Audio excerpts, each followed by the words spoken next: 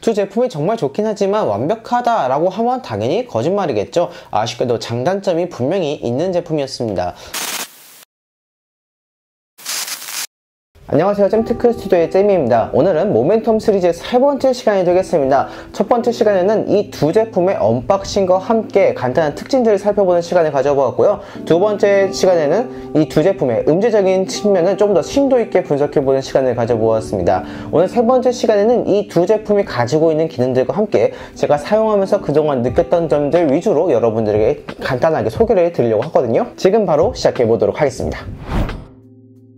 첫 번째는 노이즈 캔슬링에 대해서 말씀을 드리려고 합니다. 두 제품 모두 노이즈 캔슬링의 성능은 아주 우수합니다. 모멘텀 트루 YS3 제품 같은 경우에는 이 노이즈 캔슬링을 최대 2단계 조정할 수가 있겠고요. 그 다음에 모멘텀 4 같은 경우는 훨씬 더 세밀하게 노이즈 캔슬링을 조절할 수가 있습니다. 그래서 여러분들이 처한 환경에 따라서 다양하게 조작이 가능할 뿐만 아니라 노이즈 캔슬링 자체에 대한 성능도 우수하기 때문에 충분히 음악에만 집중할 수 있는 환경을 제공할 수가 있게 되겠습니다. 그래서 제가 일부러 다양한 환경에서 들어보았습니다. 공사장 근처에서 들어보기도 하고 버스 정류장, 지하철 여러 군데에서 들어보았지만 노이즈 캔슬링 때문에 불편했던 점은 단 한 번도 없었고 오히려 충분히 잘 성능을 발휘해줘서 음악에 듣는데 확실하게 도움을 줬다 이렇게 생각이 듭니다. 그리고 모멘텀 4 같은 경우에는 ANC라고 해서 어댑티브 노이즈 캔슬링이라는 기능이 탑재되어 있습니다. 이 기능은 이 헤드폰에서 주변 소음을 감지해서 자동으로 노이즈 캔슬링 레벨을 조정해주는 기능이 될 텐데요. 이로 인해서 여러분이 어떤 환경에 가든 불편함 없이 노이즈 캔슬링 레벨이 조절된다는 장점이 있었습니다. 그래서 아주 시끄러운 환경에서는 헤드폰이 감지를 해서 노이즈 캔슬링 효과를 최대한은 이끌어주고 그러지 않은 공간에서는 적당하게 만들어줘서 너무 불편하지 않게끔 너무 답답하지 않게끔 이런 환경을 조성해주기 때문에 음악에만 정말 집중할 수 있는 환경을 조성해줄 수 있는 노이즈 캔슬링이었다 이렇게 생각이 들더라고요. 두 번째로는 투명도 모드에 대해서 말씀을 드리려고 합니다. 투명도 모드는 노이즈 캔슬링과 정반대되는 기능으로 외부 소음을 들릴 수 있게끔 해주는 기능입니다. 이 두 제품에는 마이크가 탑재되어 있는데 이 마이크를 통해서 외부 소음을 잡아서 귀에 들려주게 하는 기능이죠. 근데 이 투명도 기능은 조금 부족하다는 느낌을 많이 받았습니다. 투명도 기능이 좋다라고 생각이 들면은 이 제품이 착용하지 않은 것처럼 마치 자연스럽게 들리는 게 가장 좋겠죠. 근데 뭔가 좀 부자연스러운 느낌들이 없지 않아 있었습니다. 그리고 이 마이크 레벨이 너무나 민감해서 그런지 모르겠지만 오히려 이 주변에 있는 소리가 너무 과하게 들려서 말소리가 잘 안 들릴 경우도 있었고 바람이 불 경우에는 이 바람 소리가 너무 과하게 입력이 되어서 주변에 어떤 소리도 안 들리게끔 좀 말소리가 안 들리게끔 만들어서 결국에는 이 제품들을 벗고 대화를 해야 되는 경우가 많게 되더라고요. 투명도 모드는 조금 아쉬운 점이 될 수 있겠다 이렇게 생각이 듭니다. 세 번째는 통화 음질에 대해서 말씀을 드리겠습니다. 통화 음질은 생각보다 좋았습니다. 사실 무선 이어폰 같은 경우는 통화 음질이 그렇게 좋지 않기 때문에 많은 분들이 불편하실 거라고 생각이 듭니다. 저도 이 무선 이어폰을 쓰면서 걷다가 통화를 할 경우에는 상대방이 잘 안 들린다고 해서 어쩔 수 없이 이어폰을 빼고 그냥 핸드폰으로 통화하는 경우가 대다수였는데 이 제품을 사용할 때는 그런 점들은 많이 없었습니다. 물론 너무나 시끄러운 환경에서는 어쩔 수 없겠지만 어느 정도의 환경에서는 웬만한 이어폰, 헤드폰보다는 훨씬 더 준수한 통화 음질을 보여주었다고 생각이 드는데요. 다음으로는 배터리에 관해서 말씀을 드리겠습니다. 두 제품 배터리 타임이 굉장히 깁니다. 물론 제가 두 제품을 번갈아 가면서 쓰다 보니까 배터리 타임이 상대적으로 좀 길어진 것도 없지 않아 있겠다라고 생각이 들겠지만 제가 일부러 좀 장시간 동안 사용한 경우가 굉장히 많았습니다. 예를 들어서 집에서 쉴 때도 스피커로 들을 수 있는 환경에서도 두 제품을 이용해서 듣는다든지 이런 식으로 조금 더 배터리 타임을 테스트하기 위해서 좀 과하게 사용한 경우가 많이 있었는데 모멘텀 트루 YS3 제품 같은 경우는 여태까지 사용하면서 한 번 정도밖에 충전을 안 했고 모멘텀 4는 단 한 번도 충전을 하지 않았습니다. 그렇게 많이 사용해도 이 배터리 타임에서는 엄청난 강세를 보여주기 때문에 배터리 때문에 불편할 일은 전혀 없을 거라는 생각이 들어서 여러분들 이 점은 정말 편하게 사용하실 수 있는 부분 중 하나가 될 거라고 생각이 듭니다. 다음으로는 착용감에 대해서 말씀을 드리겠습니다. 두 제품 모두 착용감이 좋았습니다. 먼저 모멘텀 트루 YS 같은 경우에는 제 귀와 정말 딱 맞는 사이즈를 보여줬거든요. 그래서 이렇게 아무리 흔들어도 이어 유닛이 빠지거나 불편하거나 흔들거나 이런 일이 전혀 없어서 가볍게 운동을 하거나 조깅을 할 때도 사용할 때 전혀 불편함이 없었습니다. 또한 모멘텀 4 같은 경우에는 무게가 굉장히 가볍다고 생각이 들었습니다. 웬만한 헤드폰들의 무게가 어느 정도 있는 편이라서 장시간 착용했을 경우에는 목에 무리가 갈 경우가 있고요. 또 남성분들이 아닌 여성분들은 상대적으로 또 근력이 딸리기 때문에 조금이라도 무거운 헤드폰을 쓸 경우에는 부담으로 느껴질 수도 있습니다. 하지만 이 제나이저 모멘텀 4 같은 경우에는 그런 부분들은 전혀 없고 오히려 가볍기 때문에 더 장시간 사용할 수 있다는 큰 장점을 만들어 주었고요. 그리고 또 헤드폰을 사용하신 분들은 아시겠지만 이게 헤드폰이 귀에 누르기 때문에 여기 있는 귓바퀴 쪽이 좀 아플 경우가 종종 있습니다. 단시간 사용할 땐 그러지 않겠지만 장시간 사용했을 경우에 그런 일들이 꽤나 많은데 이 제품은 그런 일이 없었습니다. 아무래도 이렇게 너무 꽉 조이는 느낌도 없을 뿐더러 여기 있는 이어 패드가 어느 정도 잘 보완을 해줘서 장시간 사용하는 데 있어서 전혀 불편함이 없게끔 만들어 주었다는 큰 장점을 가지고 있다, 이렇게 생각이 들더라고요. 여섯 번째로는 터치 컨트롤에 대해서 말씀을 드리겠습니다. 두 제품 모두 터치 컨트롤을 탑재하고 있습니다. 모멘텀 트루 YS3 제품 같은 경우는 이런 식으로 터치를 함으로써 조작을 하게 되어 있습니다. 근데 이 터치의 민감도가 꽤나 높아서 예를 들어서 이렇게 제품을 뺄 경우 눌러질 경우도 있고 인식을 할 경우도 있고, 또 이 모멘텀 4 같은 경우도 거의 비슷합니다. 물론 한쪽 면에는 아예 터치 패널이 없고 반대쪽 면에만 있는 특징이 있지만 굉장히 이 센서가 생각보다 민감해서 제품을 착용하거나 벗을 때 이럴 때도 인식을 할 경우가 있었고 좀 이런 점들이 저는 개인적으로 불편하게 느껴졌습니다. 근데 이런 특징들은 제나이저의 제품이라는 특징이 아니라 터치 패널에 대한 단점으로 작용이 된다, 이렇게 생각하시면 좋을 것 같고요.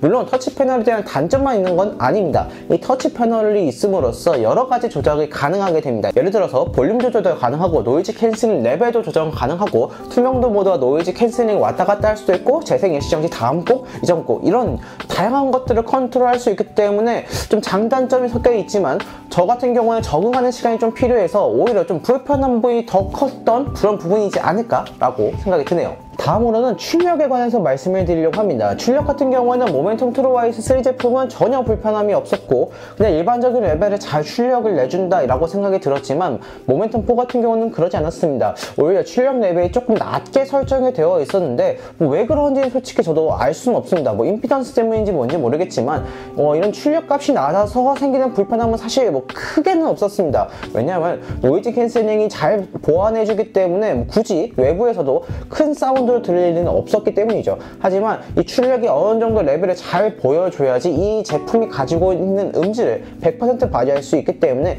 이 점은 어떻게 보면은 조금 감소 요인이 되지 않을까 생각이 들거든요. 물론 그렇다고 해서 단점까지는 아니라고 생각이 듭니다. 자, 다음으로는 연결성에 대해서 말씀을 드리겠습니다. 연결성 부분에서는 들었을 때는 많이 개선되었다고 들었지만 일단 두 제품 모두 조금 아쉬운 점이 많이 있었습니다.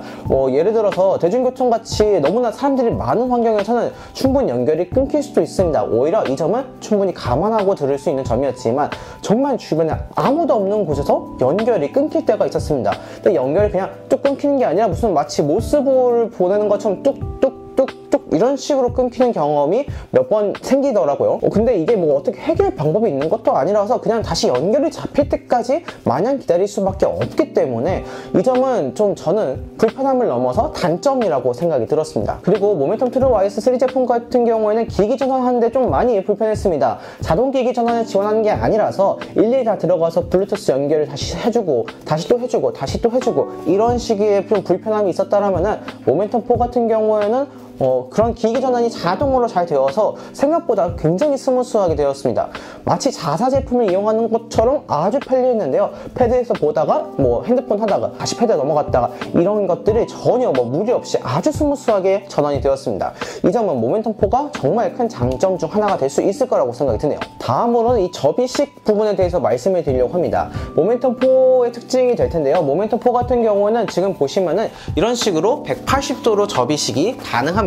이게 전 좋다고 많이 생각이 들었던 이유가 예를 들어서 여러분이 목에 걸고 있을 때는 이렇게 있는 게 가장 편하겠죠. 근데 어떤 제품들은 이게 안 되고 이렇게만 되는 제품들이 있습니다. 이 이어캡 쪽이 위로 버게 되면은 이물질이 들어갈 수 있는 확률도 증가하겠죠. 그리고 헤드폰 자체를 이렇게 벗었을 고 땅에 내려놓을 때도 땅에 이렇게 완전히 덮어진 형태로 둘 수 있기 때문에 어느 방향이든 상관없이 쓸 수가 있습니다. 이건 굉장히 사소한 부분일 수 있겠지만 이런 사소한 것들이 은근히 편리 편리함을 많이 줄 수 있기 때문에 저는 이 접이식이 180도 되는 부분이 꽤 좋다고 생각이 들었습니다. 자, 마지막으로는 앱에 관련돼서 말씀을 드리도록 하겠습니다. 조금 장기간 사용하다 보니까 사용 빈도가 많이 떨어진 것을 느끼게 되었습니다. 초반에는 아무래도 이퀄라이저 설정이라든지 노이즈 캔슬 설정 같이 초기 설정들이 필요한 부분이 있기 때문에 자주 들어가게 되겠지만, 그 설정들이 다 끝나고 나서는 사실상 뭐 앱에서 조작할 수 있는 것들이 한계가 있기 때문에 크게 들어갈 리는 없더라고요. 게다가 터치 컨트롤이 많이 있기 때문에 거기서 많은 조작들이 또 가능하니까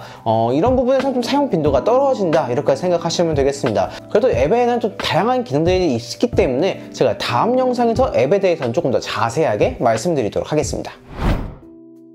자, 이렇게 두 제품의 실질적인 측면에서 조금 더 자세히 알아보는 시간을 가져보았습니다. 두 제품이 정말 좋긴 하지만 완벽하다라고 하면 당연히 거짓말이겠죠. 아쉽게도 장단점이 분명히 있는 제품이었습니다. 먼저 장점부터 말씀을 드리자면 노이즈 캔슬링과 통화 품질이었습니다. 두 개 모두 제가 기대했던 것보다 더 좋은 품질들을 보여주어서 생각보다 괜찮네가 아닌 우와 좋다라는 정도까지 갈 수 있었습니다. 노이즈 캔슬링 같은 경우는 그만큼 잘 되기 때문에 음악을 듣는 환경이 잘 꾸려져서 음악에만 딱 집중할 수 있게끔 만들어주는 그런 좋은 모습을 보여주었다라고 생각이 들고요. 통화 품질 같은 경우에는 아무래도 이 무선 제품들이 이 통화 품질에 대해서 좀 불만도가 많이 높은 편이죠.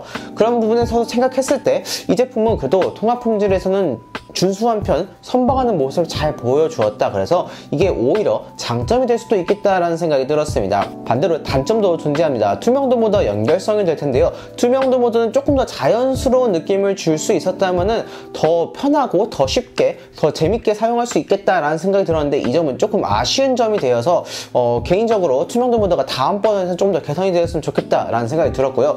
연결성은 어떻게 보면 좀 고질적인 문제가 되겠죠. 제가 갤럭시 제품들은 안 써봐서 이 연결성이 어떻게 되는지 잘 모르겠지만 제가 사용하고 있는 아이폰에선 조금 미흡한 모습이 많이 보였습니다. 어쩔 수 없는 부분이라고 생각할 수 있겠지만 그래도 단점으로 될 수 있지 않을까, 이렇게 생각이 들더라고요. 다음 영상에서는 마지막 영상으로 여러분들에게 스마트 컨트롤 앱에 대해서 조금 더 자세히 설명드리고 이 두 제품에 대해 총 정리를 해보는 시간을 가져보도록 하겠습니다. 4편도 여러분 많이 기대해 주시길 부탁드립니다. 오늘은 여기까지입니다. 이 영상을 보시고 도움이 되셨다면 좋아요와 구독 버튼 눌러드리기 부탁드립니다. 감사합니다. 이상 잼이었습니다.